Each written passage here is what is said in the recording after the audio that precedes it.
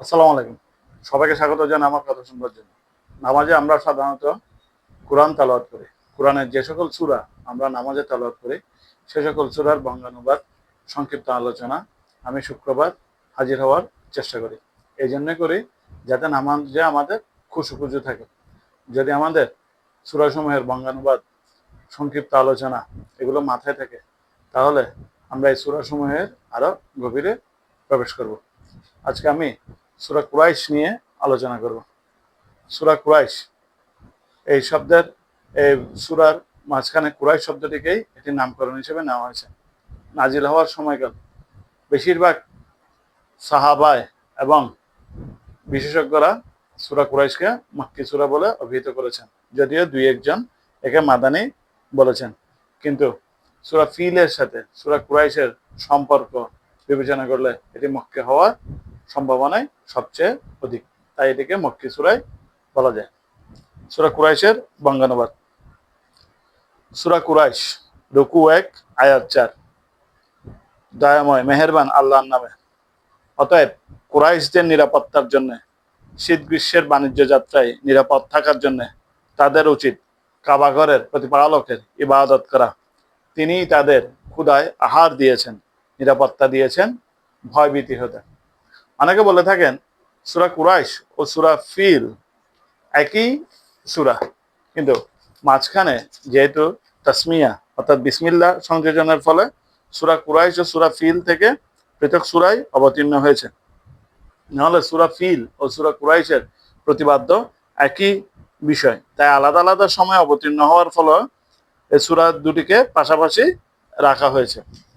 সূরা কুরাইশে মূলত আল্লাহ পাক যেটি বলতে চেয়েছেন সেটি হচ্ছে হযরত ইব্রাহিম আলাইহিস সালাম যখন কাবাঘর পুনর্মিরামত করেন, তারপরে হযরত ইব্রাহিম আলাইহিস সালাম আল্লাহর নিকট দোয়া করেন।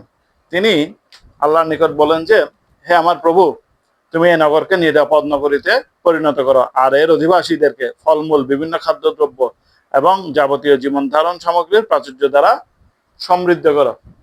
এরপর থেকে মক্কা নগরীকে ঘিরে এক ধরনের বসবাস শুরু হয় এবং মক্কার অধিবাসীরা বিভিন্ন দেশে তাদের বাণিজ্য কাফেলা যাওয়া শুরু করে, অর্থাৎ বিভিন্ন দেশের সাথে তারা তাদের বাণিজ্য শুরু করে।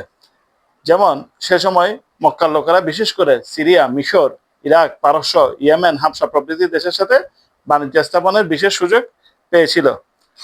এসব কারণে নবী করিম সাল্লাল্লাহু আলাইহি সাল্লাম বলেছিলেন, কুরাইশ বংশের লোক অন্য সব লোকের নেতা। বাইহাকিতে হযরত আলী রাদিয়াল্লাহু তাআলা আনহু বর্ণনা উদ্ধৃত, নবী করিম সাল্লাল্লাহু আলাইহি সাল্লাম বলেছিলেন, আরবের সরদারীয় নেতৃত্ব প্রথমে হেমায়ার লোকদের ছিল, পরে আল্লাহ তাদের নিকট হতে কারিয়ে নেন এবং এটি কুরাইশদের দান করেছেন। কুরাইশরা এমনিভাবে উন্নতির পর উন্নতির দিকে চলে যাচ্ছিল। এই সময় মক্কার উপর আব্রাহা বাহিনী আক্রমণ ঘটানো হয়, যেটি আল্লাহ পাক সূরা ফিলে বর্ণনা করেন। রাসূল সাল্লাল্লাহু আলাইহি সাল্লামের জন্মের বছরে অনেকে বলে থাকেন আব্রাহার এই হস্তি বাহিনীর আক্রমণ সংঘটিত হয়েছিল, যদিও আল্লাহ পাক তার নিজের কুদরতে মক্কা তথা বাইতুল্লাহকে আব্রাহার এই হস্তি বাহিনী থেকে রক্ষা করেছিলেন। সে কারণে সূরা ফিলের সাথে সূরা কুরাইশের একটা নিবিড় সংযোগ আছে। সূরা কুরাইশের সংক্ষিপ্ত আলোচনা যদি আমরা বলি, হযরত ইব্রাহিম আলাইহিস সালাম পবিত্র কাবাঘর নির্মাণ করে তা পরিষ্কার পরিচ্ছন্ন করার পর আল্লাহ তাআলার দরবারে যে দোয়া করেছিলেন, মহান আল্লাহ তাআলা তার খলিল তথা বন্ধু হযরত ইব্রাহিম আলাইহিস সালামের সব দোয়াই কবুল করেছিলেন। তিনি আল্লাহর নিকট এই আরজি পেশ করেছিলেন, হে আমার প্রভু, তুমি এই নগরকে নিরাপদ নগরীতে পরিণত করো, আর এর অধিবাসীদেরকে ফলমূল, বিভিন্ন খাদ্যদ্রব্য এবং যাবতীয় জীবন ধারণ সামগ্রী প্রাচুর্য দ্বারা সমৃদ্ধ করো। আল্লাহ সুবহানাহু ওয়া তাআলা তার প্রিয় খলিলের দোয়া কবুল করে পৃথিবীর সকল রাজা, বাদশাহ ও সকল শক্তিধর এবং অত্যাচারী শাসকদের হাত থেকে এ ঘরকে বরাবর পবিত্র মুক্ত রেখেছেন। যারা আশ্রয় গ্রহণ করতে চায় তাদের জন্য এ ঘর নিরাপত্তার কেন্দ্রে পরিণত করেছেন, আর এ ঘরের আশেপাশের প্রতিটি ঘরকে ভয়, ভীতি ও ক্ষতি থেকে নিরাপদ রেখেছেন।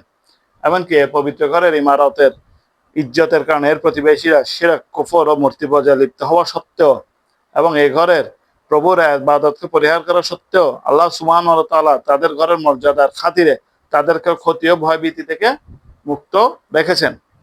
এমনকি কুরাইশরা এই ঘরের মালিকের সাথে সম্পর্ক ছিন্ন করে এই ঘরে শত শত মূর্তি স্থাপন করা সত্ত্বেও এই ঘরের প্রতিবেশী হওয়ার কারণে আল্লাহ রব্বুল আলমিন হস্তে বাহিনীর হাত থেকে কুরাইশ ও বাইতুল্লাহকে নিরাপদ রেখেছেন। এর হেফাজত করে আল্লাহ এই ঘরের মান মর্যাদাকে রক্ষা করেছেন। তাই আল্লাহ পাক বলেছেন কুরাইশদের উচিত আল্লাহর ইবাদত করা, কারণ আল্লাহ তাদের ক্ষুধায় হাত দিয়েছেন, নিরাপত্তা দিয়েছেন ভয়ভীতি হতে।